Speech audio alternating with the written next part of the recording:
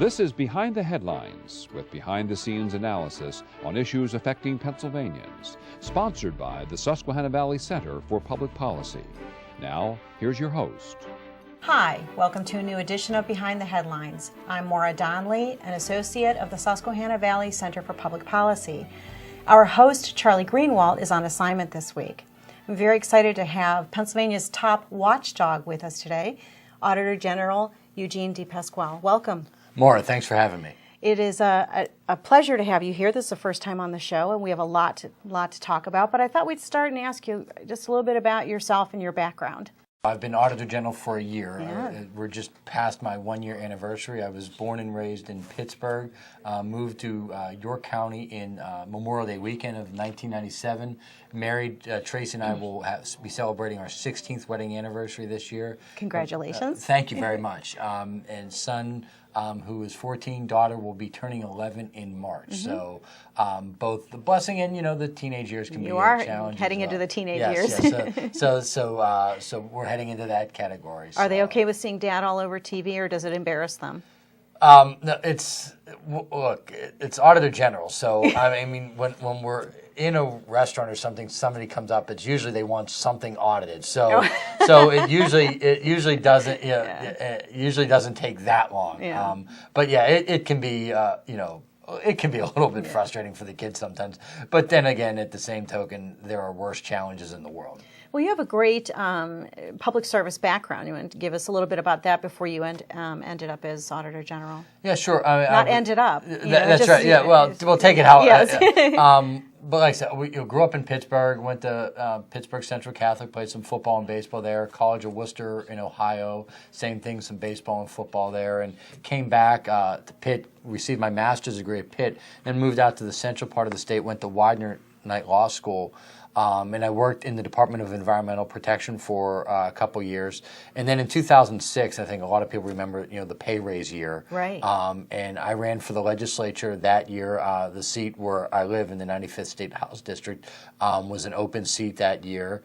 And I ran and was elected to the legislature, served 3 terms, was the first legislator to post my expenses online, had the lowest expenses of any legislator in the state.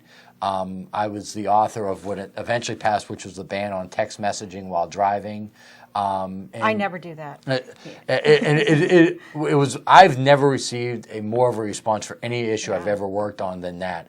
And it was mostly, when we passed it, a poll came out from Quinnipiac that showed that 91% of the people of the state wanted a ban on texting while driving, and 4% were against. And so my big question was, who were the 4? Yeah. Who thought it was a good idea to text while driving? I'm guessing they were pretty young. They either were very young or maybe they were Clark Kent in disguise or something like that to actually think that you could pull that off. Yeah, that's tough. So you've just finished your first year. Right. What was the biggest surprise that you had going into the Auditor General's office? I'm sure you had some preconceived notions of what the position would be about, but what was the biggest surprise you had? I think the biggest surprise, and I knew coming in that the school audits were absolutely critical to the function of the department and making sure that our public schools were operating in an efficient and effective manner in educating our children. And that's not just your traditional public schools, but also your cyber schools and your public charter schools. I have the response to those audits or something that was surprising. Both in a positive reaction to what we found, but also in what we find in so many districts across the state on areas where we just simply could be spending our tax dollars in a more effective manner. So when we see kids losing art and music across the state, while at the same time these superintendent buyout packages that in one instance was over $1 million for one superintendent. When we see improper lease reimbursements for charter schools that I think as a state we should be doing a better job of stopping that. $1.3 million to just one charter school that's money that's not educating one child. So whether you're pro-charter or pro-traditional public school, that $1.3 million or the superintendent buyout package, that isn't funding 1/10 textbook. It's not helping educate one child. And so the reaction to those and finding some of those details has been the biggest surprise of being auditor. And when you general. say the reaction, you mean the reaction from the public? Look, Or, absolutely. Yeah. Because sometimes we do these audits, and in some instances, not all, the school board has become very defensive, and they push back on the audits. And in, I think, at least 3 school districts, the entire school board incumbents that were up lost the election based on, I don't know if it was just the audit or their reaction to the audit instead of, because the ones that seemed to take the position of, hey, we're going to work to clean this thing up, I think there was a little bit more of a favorable reaction from voters to that attitude as opposed to, well, yeah, why wouldn't you want to do a $1.3 million superintendent buyout contract? And the public clearly had a different point of view, as did my department.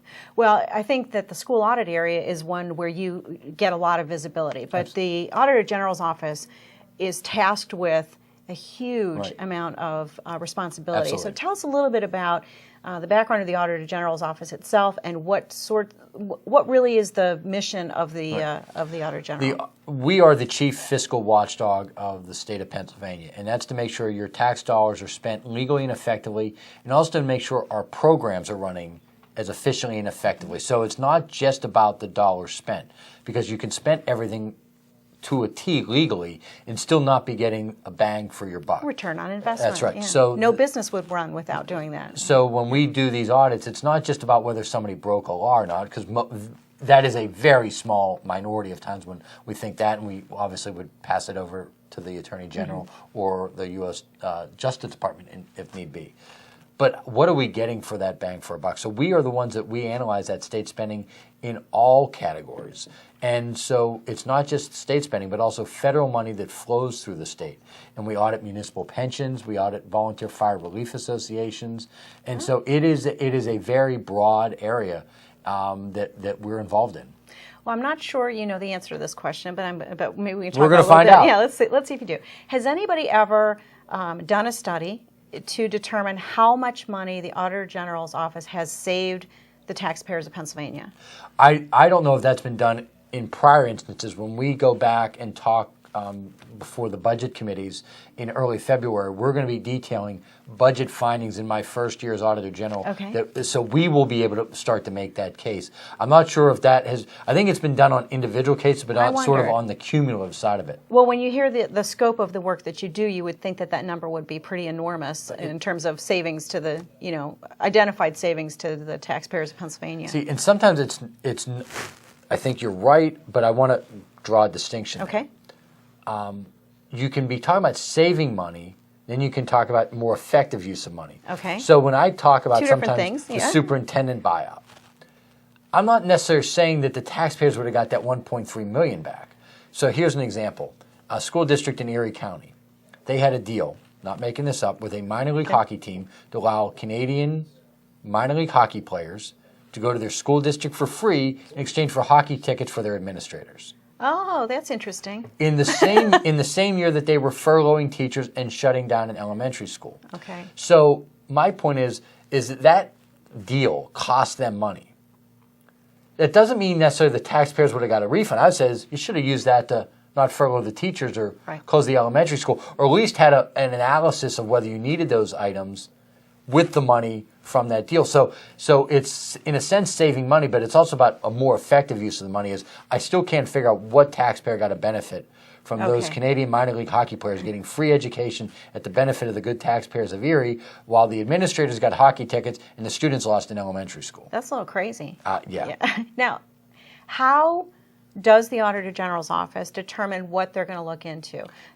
Where do you get how did you find out about that, or did you just uncover that on your own? How do these cases come to you? A lot of these are mandates. So we are mandated to audit all public schools. How we go about that and the timing is there's some discretion with that, and to be blunt, that's a decision I get to make. A lot of it is rotating, but some of it is if we sense a problem, like we did with the Susquehanna Township School District when they had the contract extension debate. Right. That's something I specifically was able to weigh in with my staff and say, look, we got to take a look at this thing.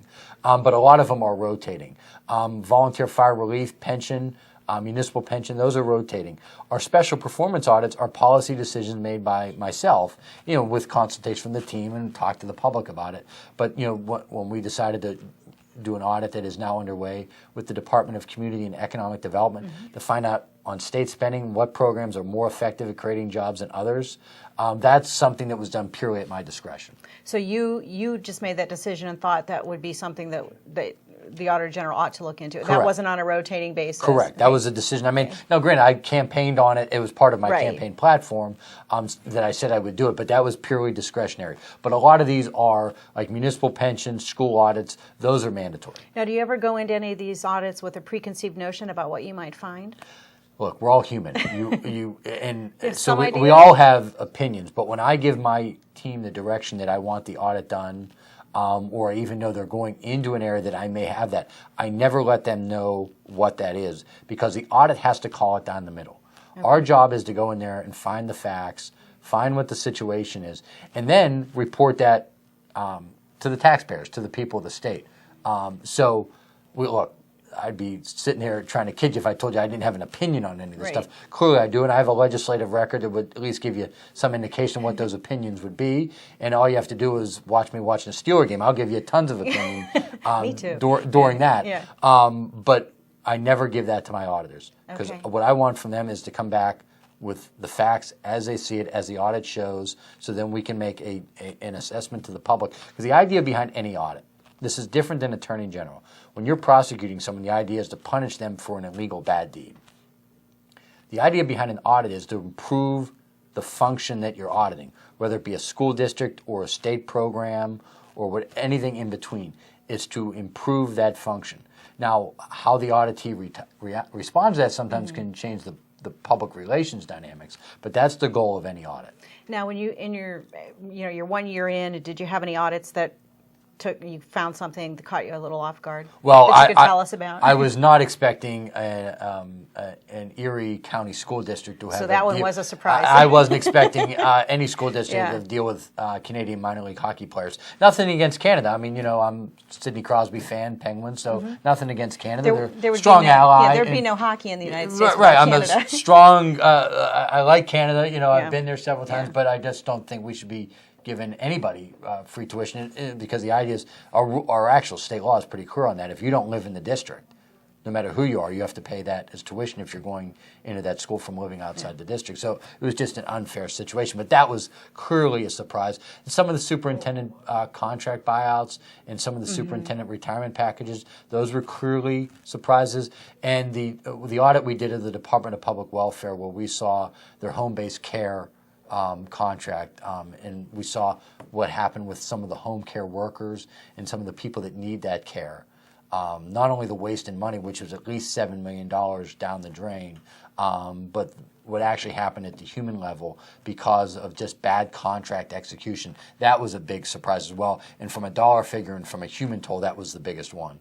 Okay, well, we're going to take a quick break, but we'll be back with more. So join us in a few minutes with the next segment of Behind the Headlines. Behind the Headlines is brought to you as a public service by the Pennsylvania Business Council, envisioning a commonwealth in which residents enjoy a very high quality of life in sustainable communities. The Council works aggressively to define key long-term policy strategies and solutions to make the Commonwealth more competitive, creating and sustaining a better Pennsylvania. Additional underwriting provided by the Worrell Corporation Foundation, based in Carlisle, Pennsylvania, by the Edward H. and Jeannie Arnold Foundation, and by the Pennsylvania Manufacturers Association. Business in Pennsylvania is our business.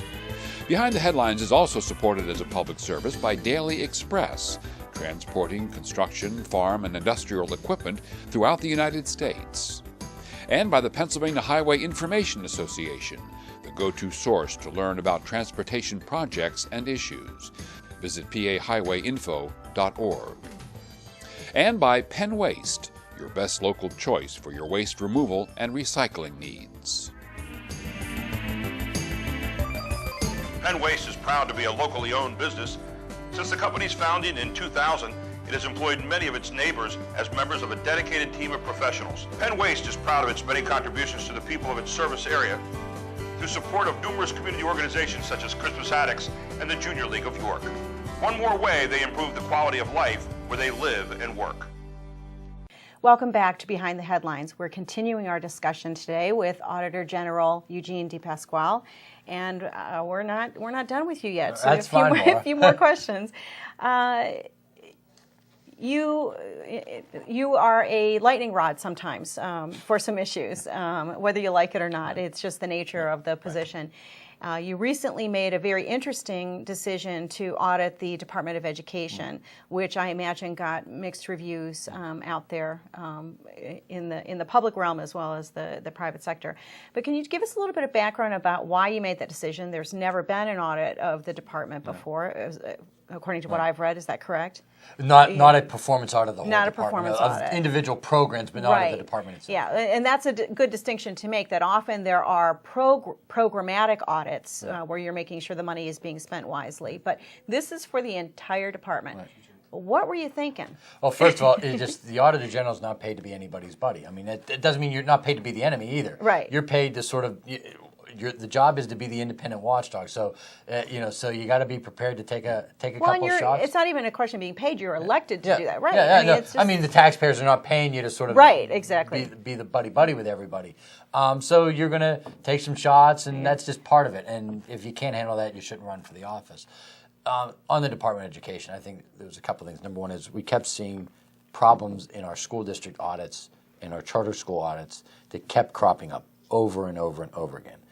And I kept telling my teams, this is clearly something systematic is going on here. Can you give us an idea of some of the examples? Well, the superintendent stuff, the charter school lease reimbursement issue, that would certainly be an example. I mean, and isn't the FBI involved in some school in Pittsburgh? A cyber charter school, in both, a cyber charter school and also a brick and mortar charter that's actually in the city of Pittsburgh. And then there's the cyber charter, which is headquartered in the western part of the state, but not in Pittsburgh. Okay. So these issues kept cropping up. And so I said, well, let's try to deal with this comprehensively. And the way I believe, and we decided to do, was you do an audit of the Department of Education to find out, on one hand, what are they mandated to do? So you put one sheet there. And then you have, what are their staff resources? You put that up there. And then you mesh and see, do they have the appropriate staff resources to actually enforce all the sort of rules that they're mandated to enforce. Mm-hmm. And then the other part of that is there may be areas through our audit that we realize there's actually no entity to enforce that particular law. And so maybe we'll need to, at the end of the day, work with the department on passing some new law that would actually give them some teeth to enforce something. So it's about the end goal of this is to try to improve public education in Pennsylvania. That's the end goal, and we need to find out what gaps may exist out there. Where do we need more resources from a state enforcement mechanism? And also, what does the department maybe need on more tools to crack down on waste on the local level? Well, if you look at just the example of the buyouts for superintendents that statewide have been crazy high. How does that happen? I mean, is it the department's responsibility to make sure it doesn't happen, or is that maybe a hole somewhere? This is where we're gonna dig into this. I mean, it may be an example that there's no real entity that could crack down on that. But there are items in other programs of state law with schools that there has been mechanisms put in place that crack down on it. For example, school construction. Right now, Governor Corbett really put a limit on reimbursements for school constructing new buildings. Right. If they do it, they have to really do it on their own right now. The state's not going to pay for it in most instances.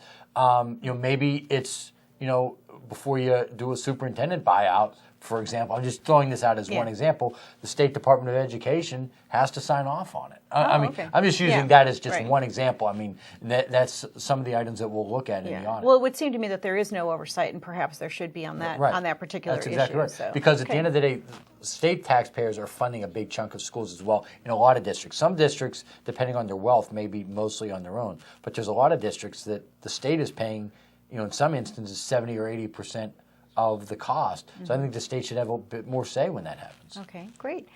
In addition to that particular issue, which has been your most recent announcement, you've been involved in several other major issues. One of the biggest ones was the transportation funding bill.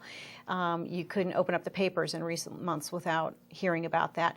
Tell us the role that the Auditor General's office played or didn't play in the transportation funding legislation. I say, first of all, enormous credit goes to my predecessor, Jack Wagner, on this issue, because nobody would ever call Jack a spending guy. I mean, he was obviously, like me, very focused on trying to reduce costs, and he was adamant about that. And before he left office, he really did a big campaign on his Auditor General. One of the things we need to spend money on is our infrastructure, our roads and bridges. And I'd like to think kept going with that. And the argument is actually very simple. And that is, if we didn't do it now, the cost was about $2.5 billion now. If we didn't do it, we did a report just by waiting 2 years, because my sense was if we didn't do it now, next year's an election year wouldn't happen. You'd be looking at the spring of 2015 would be the earliest.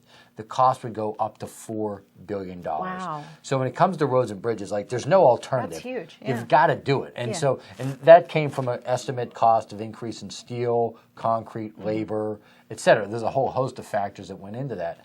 But the reality is that there's some things you can't do without. Roads and bridges and public transportation, you have to have those. And the longer you put off, it's just like any repair to a car or any health issue. The longer you put it off, the more expensive it's going to get to be to repair it. So the Auditor General's office was able to be supportive of the increased funding because it was going to cost more down the road. That's right. We did it, and it wasn't just the idea of being for the spending. We showed it as a fiscal responsibility side of it is, okay, you don't want to spend this $2.5 billion now, that's fine. In 2 years, the exact same items, just through inflation, will get to nearly $4 billion in cost. The governor's been very keen on privatizing the lottery system, and I think that might be a dead issue right now, but it's been a pretty big issue over the last year. Can you talk a little bit about that whole plan? Yeah, I mean, for starters, it was one of the more interesting issues because nobody seemed to be for it in the public, but the governor was adamant and pushing for it. I kept saying to people that disagree with the governor, I said, look, I have my own issues with it as well, but he is the governor who's elected, and he has the right to push policy issues, and we have elections that can help settle those. Our role as Auditor General wasn't just to render an opinion of whether I thought it was a good idea or a bad idea, but was to examine the cost of the effort to privatize it. My biggest beef with the whole thing from a cost standpoint was $2 million. It went to a law firm in Chicago, Illinois, that basically came out of the Pennsylvania Lottery Fund that's supposed to be benefiting older Pennsylvanians. And that law firm came up with this opinion that said that the governor didn't need the legislature to expand gaming in Pennsylvania. Oh. And my attitude is that's the worst $2 million you could ever spend because Pennsylvania law is very clear. If you're going to expand gaming, the legislature has to approve it. So I know some people don't like the legislature, or some people like their individual. Really? Yeah, I know but hard to believe. I know but I said, look, the law is clear on this. You got to go through the legislature on this. And that $2 million that this law firm in Chicago got was the biggest waste of money you could ever imagine. What are your feelings on privatization in general? It depends on the issue. Okay. It really depends on the issue. Have you weighed in on liquor privatization? I have not, but mostly that's because we audit liquor stores, and again, our role in that is to make sure that the liquor stores are operating in a more efficient, effective manner. And we've constantly have had recommendations on how they should be improving their system. As a legislator, it was not something that I was supportive of, but my role as Auditor General now, it's really to, while we have the system as is to try to make sure it's running as well as possible. But it's just my view as an elected official is it depends on the issue. Right. I think anyone that's knee-jerk always privatization or anti-privatization, I think that misses the boat. I think there's some issues that are clearly done better by the private sector, and some issues we don't want a profit motive for performing that public function. So I think it just depends on the issue. Okay. And what about minimum wage? You recently weighed in on that. Yeah, I've just come to the conclusion, I think a pretty big chunk of Pennsylvanians have, that the time is now to try to give people that are working hard and playing by the rules a little bit of a pay increase. I don't think anyone that's putting in a 40-hour work week should be living below the poverty line. Well, I think just about everybody would agree with that. But let me ask you the question on minimum wage. That's not an Auditor General issue. Right. Now, where would the decision making come out on it, make a statement on it? I'd say two things. One is just as a citizen, you get the right to chime in if more people cover somebody me. asks you. If more people cover me because I happen to be the Auditor General, that's one thing. But there was actually a state resource issue that goes with that. Okay. And that is people right now are working, but because of their wages, they're still getting welfare benefits because they're falling below the poverty line. So my part of my argument is that if you want to decrease some of the pressure on our welfare spending, if you have people making more money, that bumps them into a position where they don't need to benefit anymore. Okay. And you actually have looked at specific programs within the Department of Public Absolutely. Welfare, too. Any surprises there? Well, the audit we did on the home care program Okay. was a big surprise and an enormous waste of money. What happened? Literally, $7 million that went down the drain. I mean, just a complete mistake. And I want to commend Secretary Macrath, who is the new secretary at the Department of Public Welfare. I think she's doing everything she can to try to clean up that mess. Oh, that's great. That's good news, and she'll be happy to hear that too. Now, what do you see? Let's project. Let's get the crystal ball out. Right. What do you see coming down the road that you might be focusing on, or? We're going to have, I think, a big audit of our state system of higher education to try to get a grip on our higher education costs. I'm very concerned. You like education issues. I think it's a cornerstone for how we're going to improve as a state, as a country, and I'm concerned that we're pricing the middle class out of college right now. In our own state system. Well, just across the board. I think if you're a middle class family member, and you've got a couple kids, I think that I know myself. Look, I'm blessed with a great job, but I mean, I can imagine if you're a middle class family and you have 2 or 3 kids, or maybe even more, the escalating cost of higher education is got to be an enormous burden on them. I know it has to be, just because looking at what you have to put away for it.